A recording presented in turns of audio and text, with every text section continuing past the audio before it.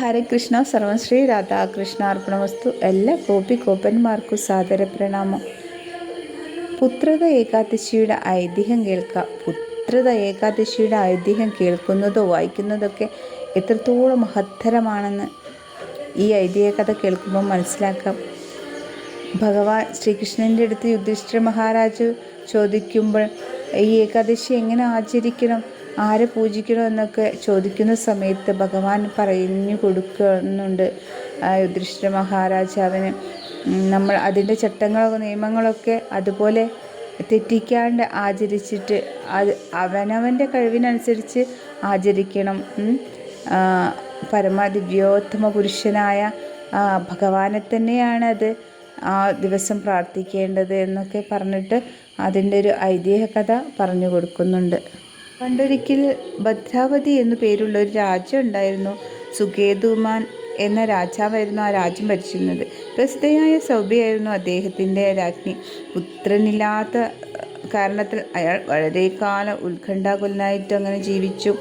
പുത്രനില്ലാത്ത ദുഃഖം അദ്ദേഹത്തെ വളരെയധികം അലട്ടിയിരുന്നു. സദാസമയം ആ വിഷമത്തിൽ അദ്ദേഹം രാജ്ഞിയുടെ അടുത്ത് അങ്ങനെ കഴിച്ചുകൂട്ടി. ഒന്നിലും അദ്ദേഹത്തിനൊരു താല്പര്യം ഇല്ലായിരുന്നു. അങ്ങനെ മക്കളില്ലല്ലോ എന്ന വിഷമത്താൽ എന്ത് കാരണത്താലാണ് ഇങ്ങനെ ദുഃഖിച്ചിരിക്കുന്ന സമയത്ത് അദ്ദേഹം ആരും കാണാണ്ട് ഒരു ദിവസം കുതിരപ്പുറത്ത് ഏറിയിട്ട് വനത്തിലേക്ക് പുറപ്പെടുകയാണ്. അങ്ങനെ ആ വനത്തിൽ വിവിധ ഇനം ഫ്രൂട്ട്സുകളുടെ മരങ്ങൾ, അതേപോലെ നല്ല നല്ല പൂക്കൾ എല്ലാം നിറഞ്ഞ ആ കാനനത്തിൽ എത്തിച്ചേരുന്ന സമയത്ത് അദ്ദേഹം അങ്ങനെ ഓരോന്ന് ചിന്തിച്ച് ഇങ്ങനെ നടക്കുകയായിരുന്നു. എന്ത് കാരണത്താലാണ് തനിക്ക് ഇങ്ങനത്തെ ഒരു വിഷമം അനുഭവിക്കേണ്ടി വരുന്നത് എന്നൊക്കെ ആലോചിച്ച് മൃഗങ്ങളെല്ലാം തന്നെ ഉണ്ട്. എല്ലാത്തരം മൃഗങ്ങളുടെ ഇടയിൽ കൂടെയൊക്കെ ഇങ്ങനെ നടക്കുന്ന സമയത്ത് അദ്ദേഹം ഇങ്ങനെ വിശപ്പും ദാഹവും ഒക്കെ സഹിച്ചുകൊണ്ട് നടക്കുകയാണ്. ക്ഷീണിതനായിട്ട് ഇങ്ങനെ നടക്കുന്ന സമയത്ത് ഇങ്ങനെ ചിന്തിക്കുന്നുണ്ട്, ഇത്രയും ദാഹിച്ച് തൊണ്ട വരണ്ട് ഇങ്ങനെ നടക്കുന്ന സമയത്ത് തനിക്ക് മാത്രം എന്താണ് ഇങ്ങനത്തെ ഒരു ഗതി വരാൻ കാരണം? എല്ലാ ദേവതയും താൻ പൂജിക്കുന്നു, ഹോമങ്ങളെല്ലാം നടത്തുന്നു, എന്നിട്ടും തനിക്ക് ഇങ്ങനത്തെ ഒരു ഗതി വന്നല്ലോ എന്ന് വിഷമിച്ച് ഇങ്ങനെ നടക്കുകയാണ്. എല്ലാ മൃഗങ്ങളോ പക്ഷികളൊക്കെ അതിൻ്റെ ഇണകളോട് സ്നേഹത്തോടെ അങ്ങനെ അവിടെ സന്തോഷിച്ച് നടക്കുന്ന ആ കാനനത്തിലൂടെ അദ്ദേഹം ഇങ്ങനെ നടക്കുന്ന സമയത്ത് കുറച്ച് ദൂരത്തേക്ക് അദ്ദേഹം അങ്ങനെ നടക്കുന്ന സമയത്ത് അവസാനം ഒരു മാനസ സരോവരത്തിന് സദൃശ്യമായിരിക്കുന്ന താമരപ്പൂക്കളാലെല്ലാം അലങ്കൃതമായ ഒരു തടാകരയിലെത്താണ്. അവിടെ ജലജീവികളാൽ നിറഞ്ഞതായിരുന്നു. അതിൽ ചീങ്കണ്ണികളും വിവിധ ഇനം ധാരാളം മത്സ്യങ്ങളൊക്കെ ഉണ്ടായിരുന്നു. പല തരത്തിലുള്ള ലില്ലിപ്പൂക്കൾ, താമരപ്പൂക്കളാലൊക്കെ അവിടെ അലങ്കൃതമായിരുന്നു.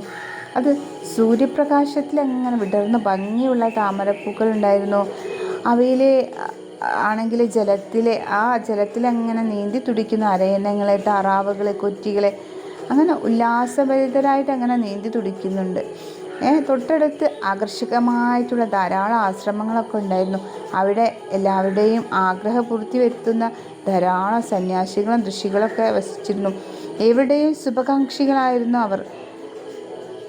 രാജാവ് ഇതെല്ലാം കണ്ടപ്പോൾ അദ്ദേഹത്തിൻ്റെ വലത് കൈത്തണ്ടി കണ്ണൊക്കെ അങ്ങനെ തുടിക്കാൻ തുടങ്ങി. എന്തോ ഒരു നല്ല ശുഭ സൂചകമായിട്ടായിരുന്നു ആ തുടിക്കൽ. ആ രാജാവ് കുതിരപ്പുറത്ത് നിന്ന് ഇറങ്ങി അവിടെ തടാകക്കരയിൽ ഉപവിഷ്ടരായിരിക്കുന്ന ഋഷികളുടെ മുന്നിൽ നിന്നും അവരപ്പോൾ ജപമാലയിൽ ഭഗവാന്റെ തിരുനാമങ്ങൾ അങ്ങനെ ജപിച്ചുകൊണ്ടിരിക്കുകയായിരുന്നു. ആ രാജാവ് തൻ്റെ പ്രണാമങ്ങളെല്ലാം അർപ്പിച്ച് അവരെ കൈകൂപ്പി സ്തുതിച്ചു. തങ്ങളോടൊക്കെ ആദരവ് കാണിച്ച ആ രാജാവിനോട് ഋഷികൾ ഇങ്ങനെ ചോദിക്കുകയാണ്, എന്താണ് അങ്ങേക്കൊരു വിഷമം, എന്താണ് ഇവിടെ എങ്ങനെ എത്തിപ്പെട്ടു എന്നൊക്കെ ചോദിച്ചു. അപ്പോൾ അല്ലയോ ശ്രേഷ്ഠന്മാരെ, താങ്കളെല്ലാം ആരാണെന്ന് അറിയിച്ചാലോ എന്നൊക്കെ ചോദിക്കുകയാണ് രാജാവ്. അവിടുത്തെ നാമധേയങ്ങൾ എന്താണെന്നൊക്കെ അറിയിച്ചാലോ എന്നൊക്കെ രാജാവ് പറഞ്ഞു. അപ്പോൾ ഋഷികൾ പറഞ്ഞു, ഞങ്ങൾ ദശവിശ്വദേവന്മാർ എന്ന പേരിൽ അറിയപ്പെടുന്നു. വളരെ മനോഹരമായ ഈ തടാകക്കരയിൽ കുളിക്കാനായി വന്നവരാണ് ഞങ്ങൾ. താമസിയാതെ 5 ദിവസത്തിനുള്ളിൽ ഇവിടെ മാഘമാസം പിറക്കുകയാണ്. ഇന്ന് കീർത്തികേട്ട പുത്രത ഏകാദശിയാണ്. പുത്രേച്ഛയുള്ള ഏതൊരുവനും ഈ പ്രത്യേക ഏകാദശി കർക്കശമായി പാലിക്കേണ്ടതാണെന്ന്. ആ രാജാവ് പറയാണ്, ഒരു പുത്രനുണ്ടാവുന്നത് വേണ്ടി ഞാൻ കഠിനമായിട്ട് പ്രയത്നിച്ചു. അങ്ങനെ സന്തുഷ്ടരാണെങ്കിൽ ദയവായിട്ട് എനിക്കൊരു ഗുണവാനായ പുത്രനെ തന്നെ അനുഗ്രഹിക്കണമേ എന്ന് ആ രാജാവ് പറയാണ്. അപ്പോൾ ഋഷികൾ പറഞ്ഞു, പുത്രത എന്ന വാക്കിൻ്റെ അർത്ഥം തന്നെ പുത്രനെ നൽകുന്നത് എന്നാണ്. അതുകൊണ്ട് ഈ ഏകാദശി നാളിൽ പൂർണ്ണ ഉപവാസം അനുഷ്ഠിക്കുക.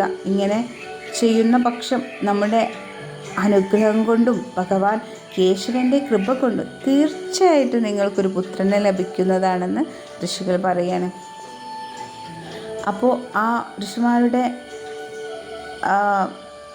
അനുഗ്രഹം കൊണ്ടും അദ്ദേഹം ആ രാജാവ് പുത്രത ഏകാദശിയുടെ പുണ്യനാളിൽ സംസ്ഥാപിതമായ ചട്ടങ്ങളും നിയമങ്ങളും എല്ലാം അനുസരിച്ച് ഉപവാസം അനുഷ്ഠിക്കുകയും ദ്വാദശി ദിവസം പാരണ വീട്ടിയതിനു ശേഷം അവർക്കെല്ലാം പുനഃപ്രണാമങ്ങളൊക്കെ അർപ്പിച്ചിട്ട് അദ്ദേഹം കൊട്ടാരത്തിലേക്ക് മടങ്ങുകയാണ്. അങ്ങനെ സഭ്യരാജ്ഞിൻ്റെ അടുത്ത് പോയിട്ട് സമ്പർക്കം പുലർത്തുന്ന സമയത്ത് സഭ്യരാജ്ഞി ഉടനെ ഗർഭധാരണം ചെയ്തു. വിശ്വദേവന്മാർ പ്രവചിച്ചതുപോലെ തന്നെ അവർക്ക് സുന്ദരനും കീർത്തിമാനുമായിട്ടുള്ള രാജകുമാരൻ ജനിച്ചു. അങ്ങനെ ആ കാലക്രമത്തിൽ അവൻ ധീരനും കീർത്തിമാനുമായിട്ടൊരു രാജകുമാരനായിട്ട് വളർന്നു വന്നു. ആ രാജാവ് തൻ്റെ കുലീനനായ മകനെ സന്തോഷപൂർവ്വം തന്നെ അനന്തരാഗാമിയായിട്ട് വായിച്ചു തൃപ്തിപ്പെടുത്തി. സുകേതുമാൻ്റെ പുത്രൻ തൻ്റെ പ്രജകളെ തൻ്റെ സ്വന്തം കുട്ടികളെ പോലെ തന്നെ അങ്ങനെ പരിപാലിച്ചു വന്നു. അങ്ങനെ അതാണ് ആ പുത്രത ഏകാദശിയുടെ ഐതിഹ്യം എന്ന് പറയുന്നത്. അപ്പോൾ തൻ്റെ ആഗ്രഹപൂർത്തിക്ക് വേണ്ടി ഒരു പുത്രത ഏകാദശി നിഷ്ഠയോടെ അനുഷ്ഠിക്കണമെന്നാണ് ഭഗവാന്റെ നിർദ്ദേശം. ഒരാൾ ഈ ഗ്രഹത്തിലിരിക്കുമ്പോൾ തന്നെ ഈ ഏകാദശി കർക്കശമായിട്ട് അങ്ങനെ പാലിക്കുന്ന പക്ഷം അവന് തീർച്ചയായിട്ടും ഒരു മകനെ ലഭിക്കുകയും മരണശേഷം മുക്തി പ്രാപിക്കുകയും ചെയ്യും.